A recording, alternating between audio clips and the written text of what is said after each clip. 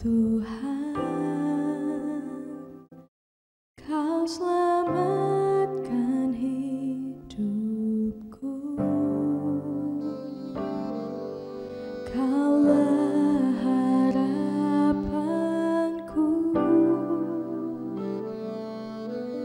hidupku dalam-Mu. Terima kasih Tuhan, Kau pulihkan hidupku.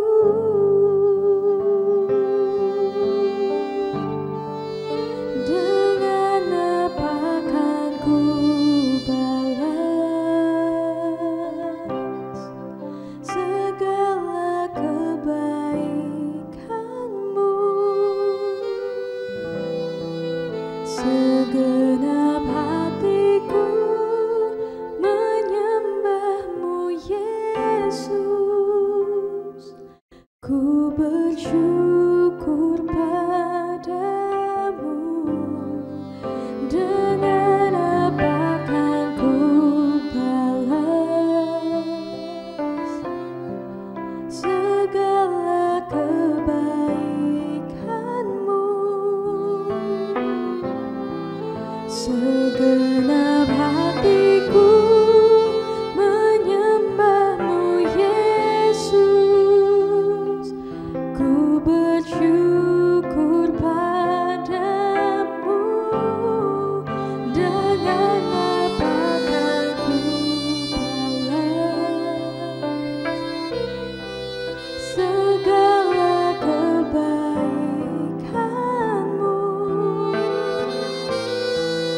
Segenap hatiku menyembah-Mu, Yesus. Ku bersyukur padamu. Dengan apa kan ku balas segala kebaikan-Mu? Segenap hatiku menyembah-Mu, Yesus. Ku bersyukur padamu. Segenap hatiku menyembah-Mu, Yesus. Ku bersyukur padamu selamanya.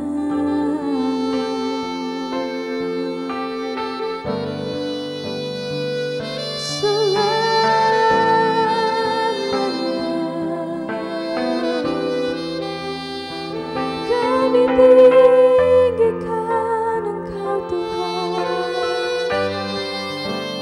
Pujilah nama-Mu.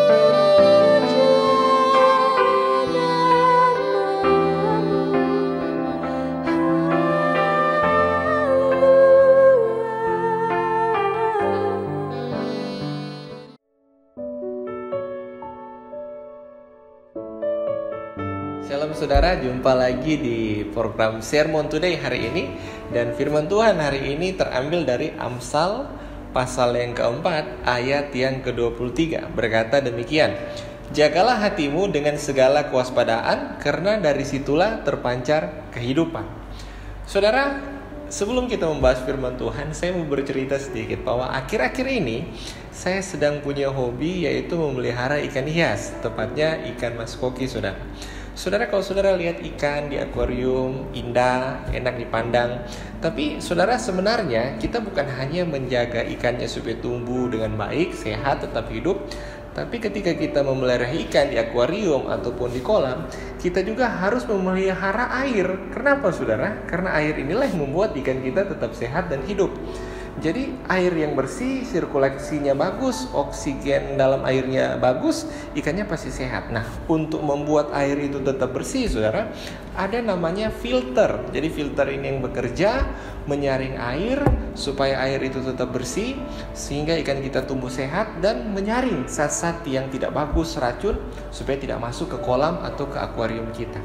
Saya mau bilang apa, saudara? Saudara, dalam hidup ini hati kita itu ibarat filter. Jadi hati kita ini ibarat filter yang membuat kehidupan kita atau apa yang ada dalam kehidupan kita terpancar keluar jadi baik. Nah, saudara, kalau kita melihat apa sih fungsi hati, kalau saudara googling, kalau saudara cari, hati itu fungsinya diantaranya atau salah satunya, saudara, adalah dia mengekstrak atau dia menghancurkan zat-zat yang berbahaya bagi tubuh kita. Racun, alkohol, itu diolah oleh hati, oleh liver. Jadi kalau liver kita rusak, maka sistem pertahanan tubuh kita juga rusak, saudara.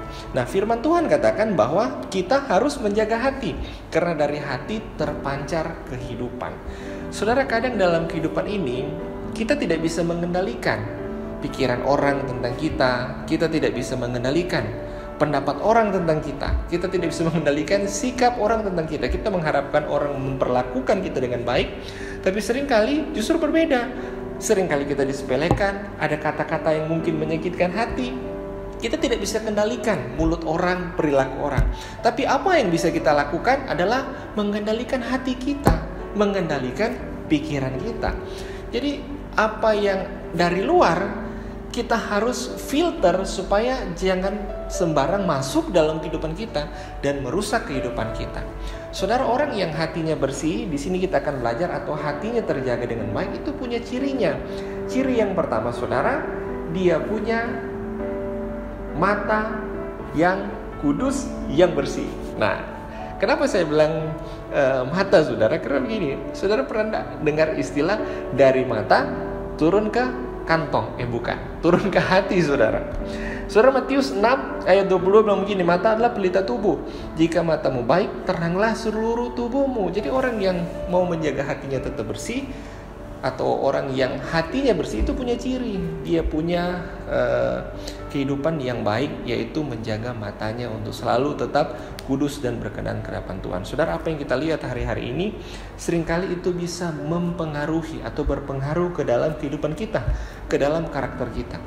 Kalau kita melihat hal-hal yang tidak baik, hal-hal yang tidak sesuai firman Tuhan terus-menerus, ini bisa saja membentuk karakter kita. Jadi seperti apa yang kita lihat, kita mencontohkan apa yang tidak baik. Tapi saudara, kalau kita bisa menjaga mata kita untuk tetap kudus, berkenan di hadapan Tuhan, melihat hal-hal yang bukan dosa, bukan hal-hal yang jahat, maka hati kita, saya percaya, pasti bersih.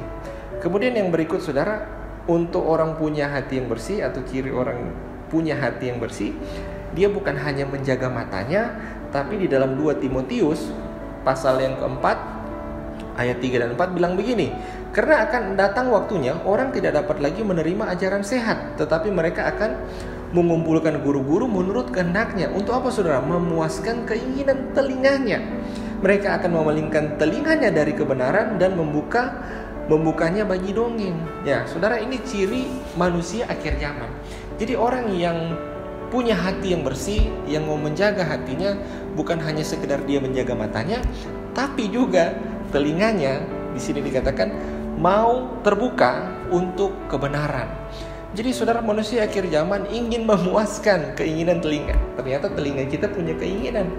Jadi orang suka dipuji, dengar hal-hal yang baik-baik, dengan hal-hal yang menyenangkan buat telinganya. Tapi kadang orang tidak suka dikritik, orang tidak suka dikasih masukan, orang tidak suka ditegur. Nah, ini ciri orang akhir zaman, saudara. Tapi orang yang menjaga hatinya, telinganya mau dia buka untuk teguran, telinganya mau dia sendengkan untuk didikan, untuk sebuah pengajaran, telinganya itu mau dia buka untuk sebuah hal-hal yang membangun kehidupannya.